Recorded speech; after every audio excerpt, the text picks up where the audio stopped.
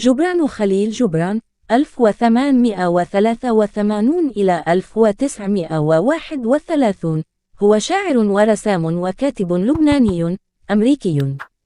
يعتبر جبران واحدا من أبرز الشعراء والكتاب العرب في القرن العشرين، وعرف بأسلوبه الفريد والمميز في الكتابة.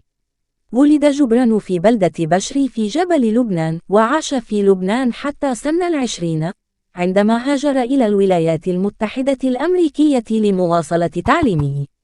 تلقى تعليمه الأولي في مدرسة الأحد اللبنانية، ومن ثم درس في مدرسة الفياض والمدرسة الأمريكية في بيروت.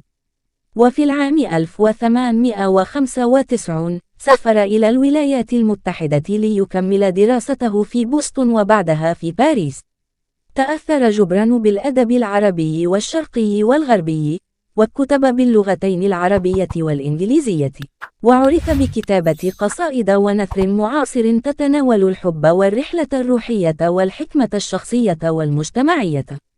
أشهر أعمال جبران هي كتاب النبي، الذي نشر في العام 1923.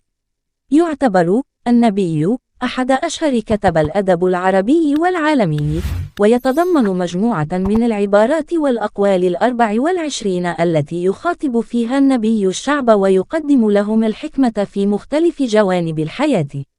بالإضافة إلى النبي، له جبران العديد من الأعمال الأخرى مثل المجانين، البوابة إلى الحكمة، الرسالة، الأرواح المتمردة، وغيرها.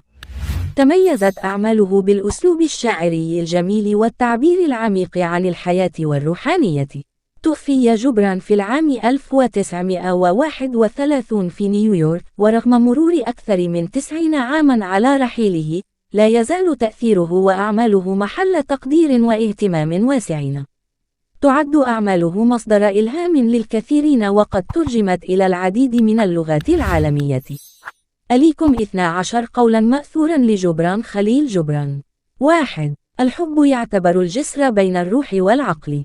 2. الصمت له صوت يعلو فوق جميع الأصوات.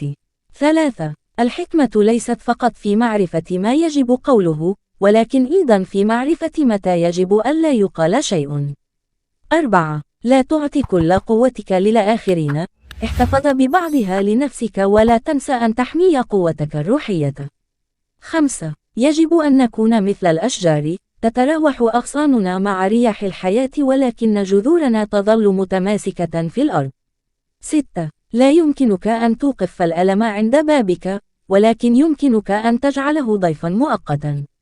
7. أنا لست أميرا أو ملكا، أنا رجل يحمل قلبا وروحا يسعى للحرية والحقيقة.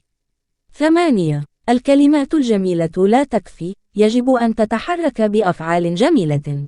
9. إن العقل الذي يعشق الشمس والأفق لا يعود إلى الظلام. 10. السعادة هي العطاء وليست الاحتفاظ بالأشياء لنفسك.